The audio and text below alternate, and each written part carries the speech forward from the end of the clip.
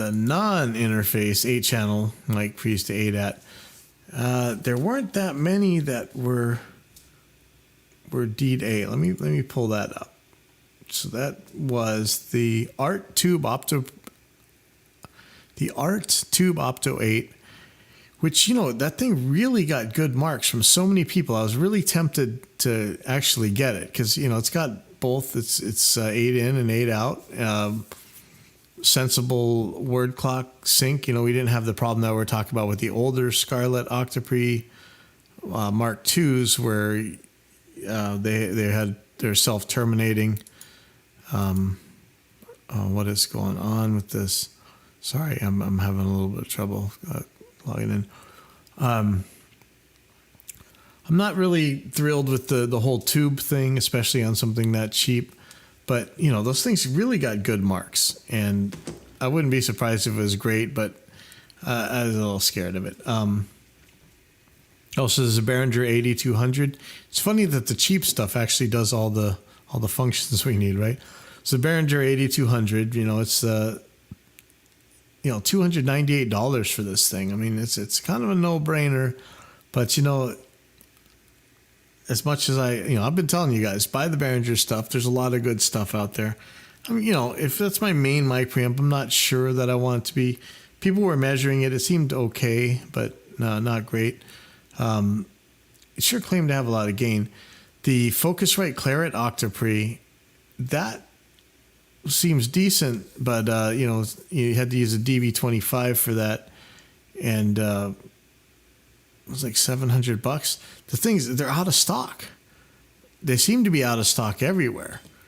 A lot of places say they're in stock, but when you go to actually order it, it's not actually there. So, you know, there wasn't that much stuff. The PreSonus Octa Digimax, I think, and the RME Octamic, which is like $2,700 or something, you know. And I don't know that it really had digital analog converters on that. The PreSonus Digimax DP88, it was $800, you know. So it's kind of crazy. So I said, you know, let me take a look at what interfaces there are that you can use in standalone mode. I was kind of surprised. The Motu 8 Pre, if you just need analog to digital, like $550. I think you can stack these things. The claimed gain, if I'm reading it right, was only 48 decibels. That doesn't sound like much. Now, the weird thing with the Motus is that they claim to have 8 DIs or instrument inputs. The 896 Mark III also has a lot of the Motus say that their line inputs are instrument inputs. But tonight I plugged a guitar straight in and it was so noisy. So actually on the 896 Mark III, tomorrow I'm going to go back and I'm going to plug a direct box and guitar straight in. I'm going to see at the same gain level, or sorry, at the same level, measured level on input, which means I'll turn up the gain whatever it takes. I want to see which one is actually noisier. I have a feeling that there's something noisy about those inputs compared to a DI box, but we'll see. But anyway,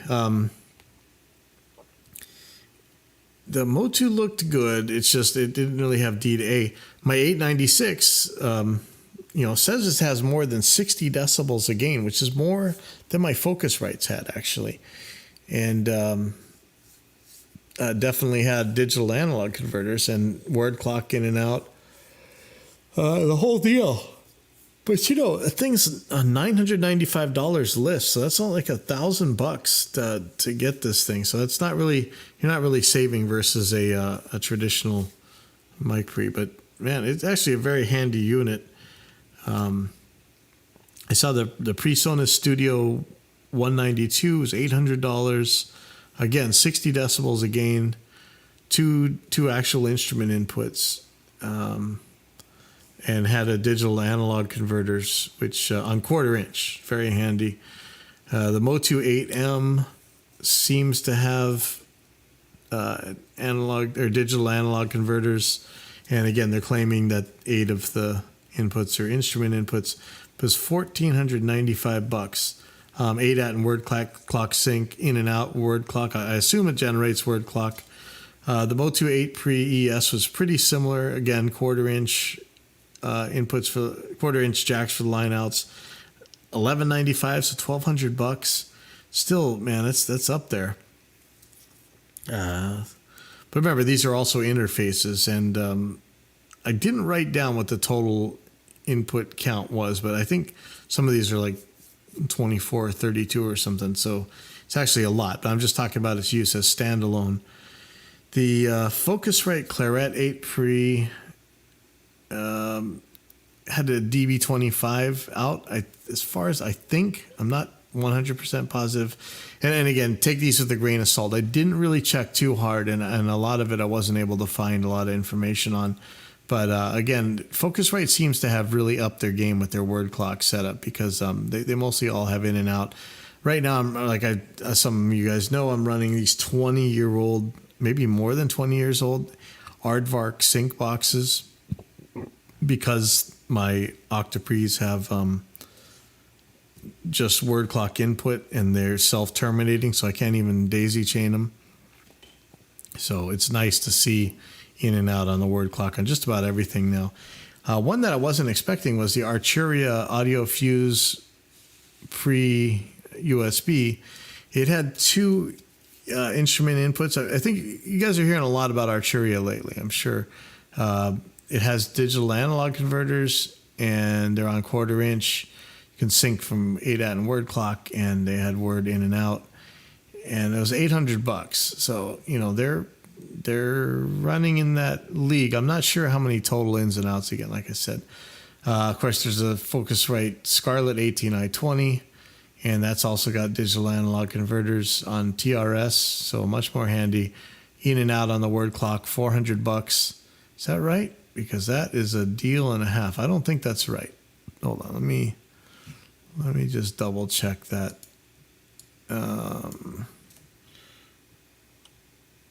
18i20, so third gen 18i20. Why is Sweetwater not showing up? Yeah, I think I got this wrong. Let me get the price. Sorry. Like I said, take this with a grain of salt, because yeah, $500. Oh well, that's not that bad. Okay, so $500. It's pretty cheap compared to the rest of the stuff. You're wondering why wouldn't I just buy a bunch of those instead of the Octopre Dynamic? In fact, that's probably a better idea, because then you got an audio interface too. Steinberg is on there. Doesn't seem like they had any DIs, but 60 decibels a gain, and digital to analog converters on TRS. So if you're liking the Steinberg UR series stuff, the UR 816C is $630 and seems to tick all the boxes.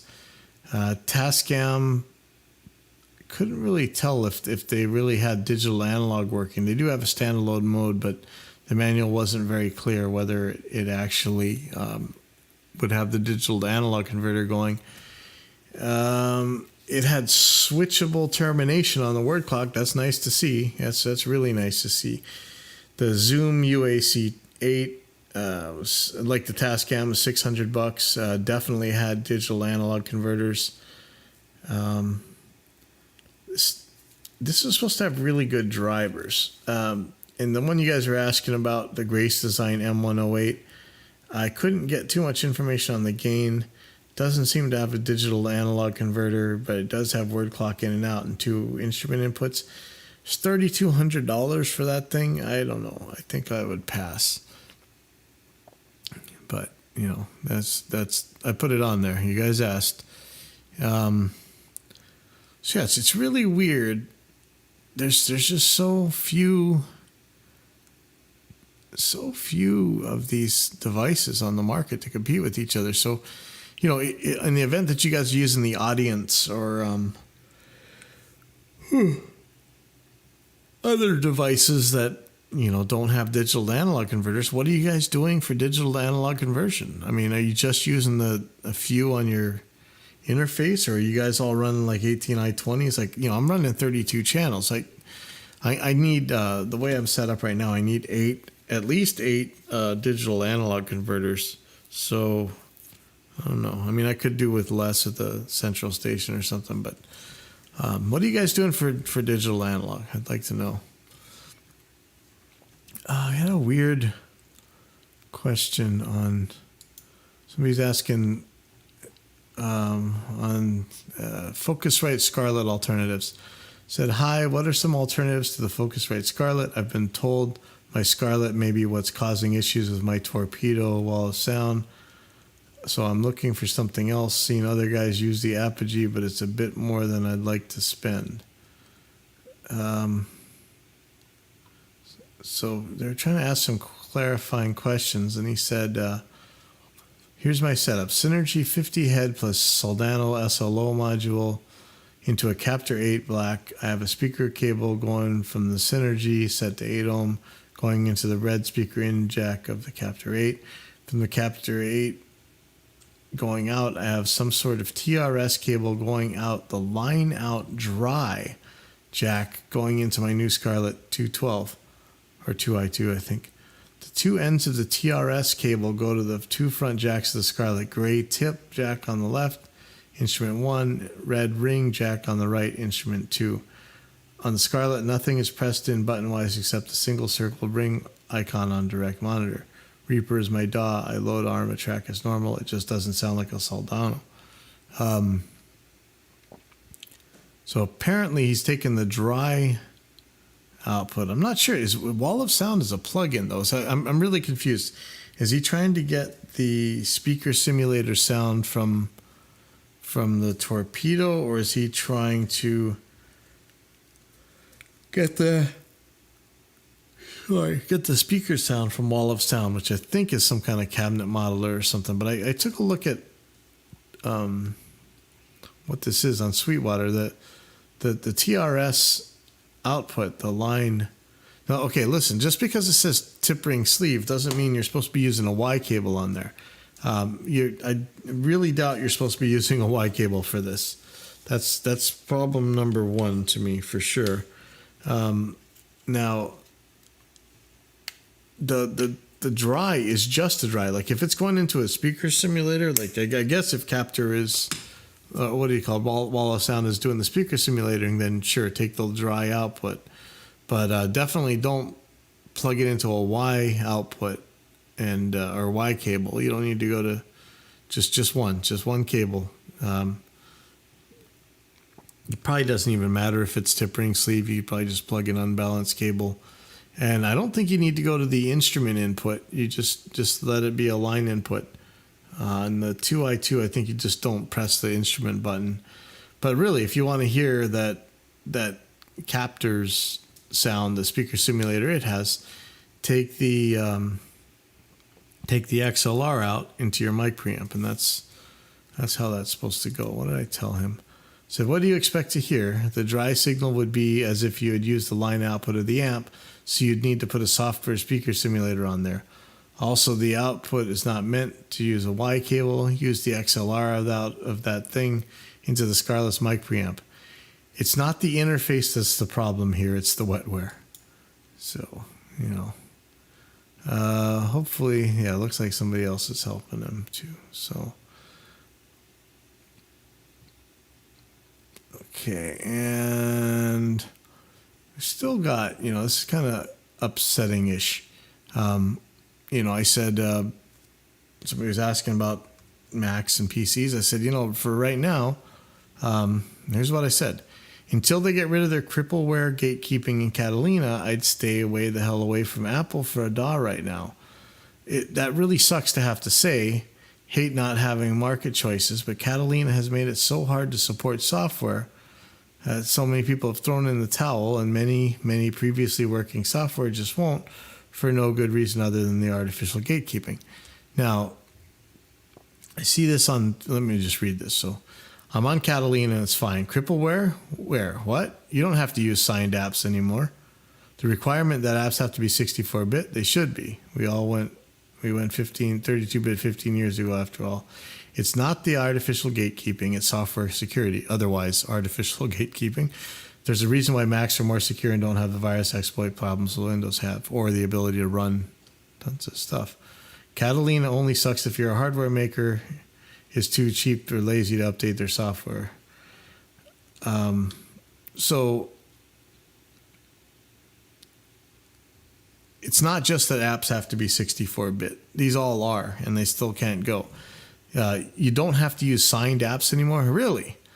So far as I know, you do, or it's not going to work. You constantly see this. Like I just saw on Facebook the other day, it said, oh, it's super easy to install stuff on Catalina. And, you know, I haven't been able to see anybody do it without going into terminal.